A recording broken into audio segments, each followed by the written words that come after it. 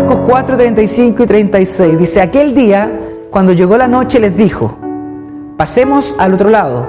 Y despidiendo a la multitud, le tomaron como estaba en la barca, y había también con él otras barcas.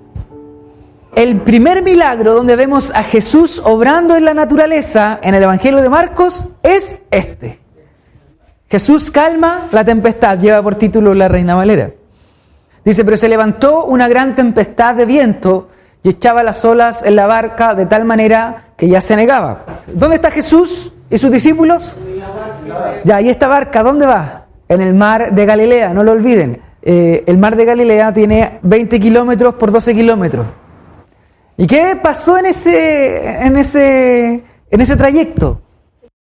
Y las olas aumentaron de tal manera que se anegaba la barca, es decir, el agua empezaba a entrar. Entonces, ¿qué pasó con los discípulos? Tenían miedo de morir. Jesús, ¿a ti no te importa aquí que nosotros estemos muriéndonos? ¿Y por qué le decían eso a Jesús? Porque ¿qué estaba haciendo Jesús? Dormía. Después de una gran labor todo el día, de estar enseñando, de estar predicando, de estar hablando, estaba cansado. ¿Qué vemos ahí primero? Que Jesús se cansaba. Bueno, aquí podemos ver un extracto de la humanidad de Cristo, un versículo donde afirmaría que Jesús sí era un hombre, porque se cansaba, y no solo se cansaba, sino que también dormía.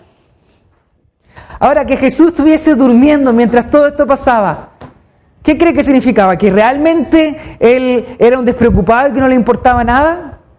En su gran mayoría, estos hombres que iban con Jesús, ¿qué eran?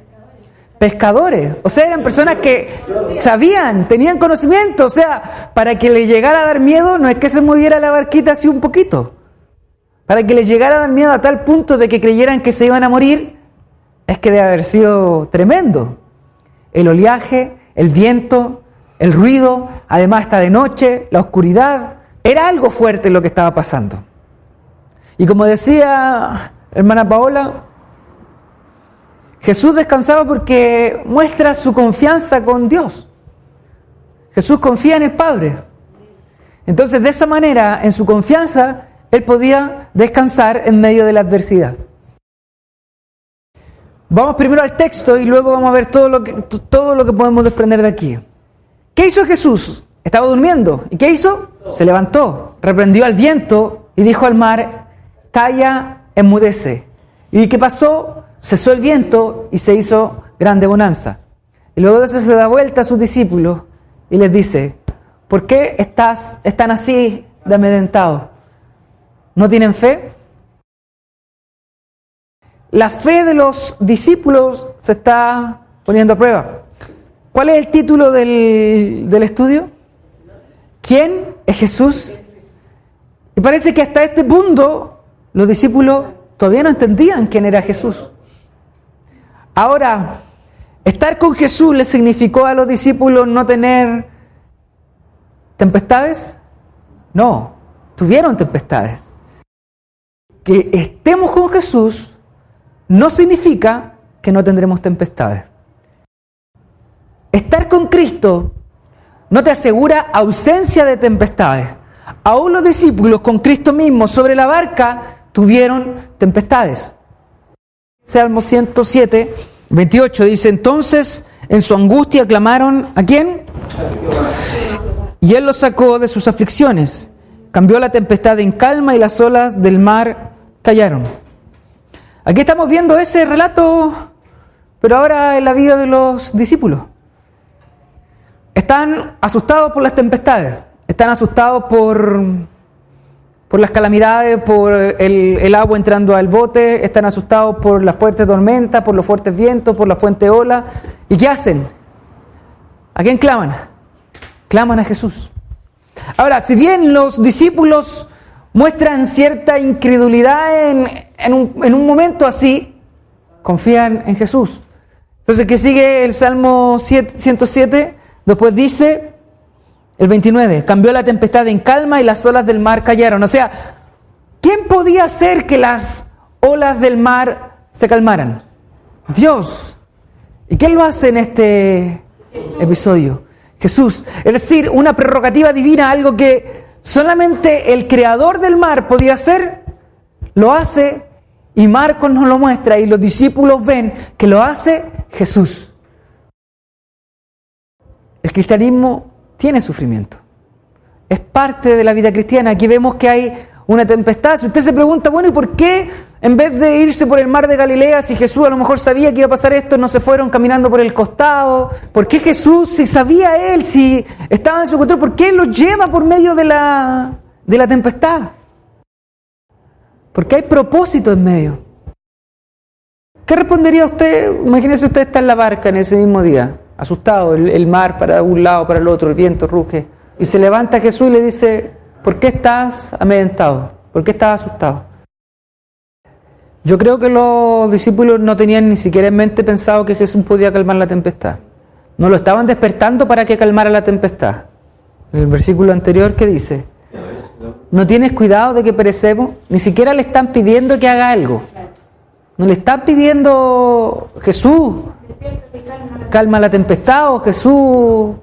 No, le está diciendo, ellos están mirando y dicen, estamos todos desesperados. A ver, 1, 2, 3, somos aquí 11, 12 desesperados, y este no está desesperado.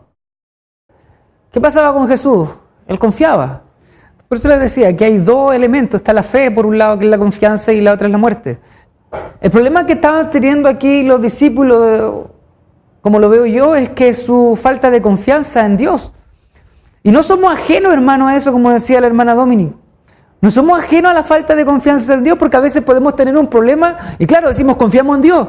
¿Por qué? Porque oramos, porque le pedimos a Dios, pero finalmente estamos pidiendo que se haga lo que yo quiero. Y vamos a confiar en Dios siempre y cuando se haga lo que yo quiero. Confío en Dios siempre y cuando me sane. ¿Y si no te sana? Cuando ocurre un terremoto, por ponerlo algo que es más cercano a nosotros, no una tempestad en el mar, es muy lejano quizás, pero un terremoto, ¿quién está al control de eso? La naturaleza y los vientos no se mandan solos. Es decir, no se manda, no está sobre Dios. No es que un terremoto se le escapó a Dios, no es que una marejada se le escapó a Dios. No, Dios está en control de todo. Dios está en control de todo. Y entonces eso lo sabía el Señor. Está en control. Así que yo puedo confiar, sé que hay una marejada, confío en Dios. Ahora, los apóstoles, los discípulos no tenían tan claro eso, o quizás sí intelectualmente, pero no en su corazón, que también nos pasa. Quizás ahora nosotros todos dijimos, no, detrás de un terremoto está el Señor permite los terremotos, y el Señor los controla, pero veamos si ahora parte un terremoto. A ver cuántos de aquí se quedan aquí y dicen, no, si el Señor tiene control, y cuántos van a salir corriendo asustados. Hay una confianza que debemos tener. Es por eso que Pablo dice, porque a los que aman a Dios todas las cosas le vienen a bien. Todas, hermano. La muerte de un hijo también, la muerte de un padre, el hambre. Todas las cosas vienen a bien. Es esa confianza, esa es la confianza que tenía Pablo cuando pidió que le quitaran el aguijón 3 veces y después cuando el Señor le dijo, bástate mi gracia, dijo, está bien, pues sigo así. Confío en ti, Señor. Sé que mi mente quizás quiere otra cosa, pero entre lo que yo quiero y lo que tú quieres es mejor. Tú eres más sabio. Entonces temieron con gran temor y se decían el uno al otro, ¿quién es este que aún el viento y el mar le obedecen? Ahora ya tuvieron miedo, no del oleaje, no de los vientos, sino de Jesús mismo. El título de todo este estudio que hemos llevado durante todos estos meses es ¿quién es Jesús? Y aquí nos damos cuenta de que ni aún los discípulos cercanos a Él comprendían completamente. Por eso yo les decía, no creo que ellos hayan despertado a Jesús para que Jesús calmara el mar. Ellos no tenían ese concepto en la mente. No lo tenían. ¿Por qué? De hecho se sorprenden cuando pasen. No dicen, oh, amén, gracias Jesús, esto es lo que queríamos. No, se sorprenden y tienen temor, les da miedo. Dicen, ¿quién es este? ¿Quién es este que inclusive ya no solamente le obedecen los espíritus inmundos? Ya no solamente tiene autoridad sobre la enfermedad, sino que además tiene autoridad sobre el viento y el mar, sobre la naturaleza. Algo que solamente podía hacer ¿quién? Dios. Toda esta historia también la podemos aplicar a la iglesia y cómo la iglesia naufraga sobre este mundo con grandes aflicciones, con grandes dificultades. algunas que nosotros no somos capaces de dimensionar: la persecución, el hambre, la muerte, la mentira, el engaño, la burla, la enfermedad. Pero aún en medio de todo eso, podemos confiar en el Señor, que quizás creamos que está durmiendo. Quizás digamos: Señor, despiértate, despiértate. Que quizás digamos: ¿acaso no te importa lo que me está pasando? Pero que al fin de cuentas, si hay algún lugar donde podemos estar seguros, es en la mano del Señor. Pablo en 2 Corintios 4, 8, 9, para terminar, dice: nos vemos atribulados en todo, pero no abatidos, perplejos, pero no desamparados, perseguidos, pero no abandonados, derribados, pero no destruidos. El cristiano puede y va a pasar por aflicción, pero así como Pablo declaraba en 2 Corintios, podemos estar derribados, pero no destruidos, y nuestra confianza debe estar en nuestro Señor. 4, 8 y 9.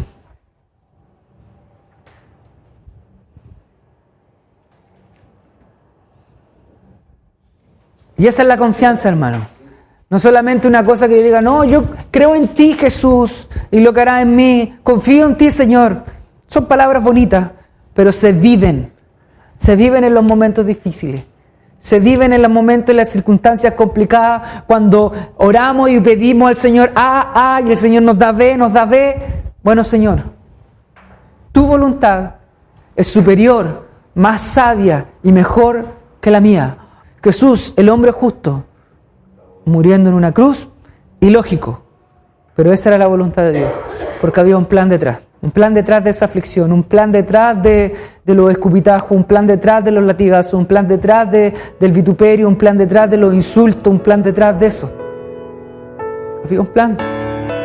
El Hijo de Dios vino a este mundo, no tenía dónde recostar su cabeza, lo escupieron, lo trataron mal, murió en una cruz, y todo eso era parte del plan de Dios, de la voluntad divina.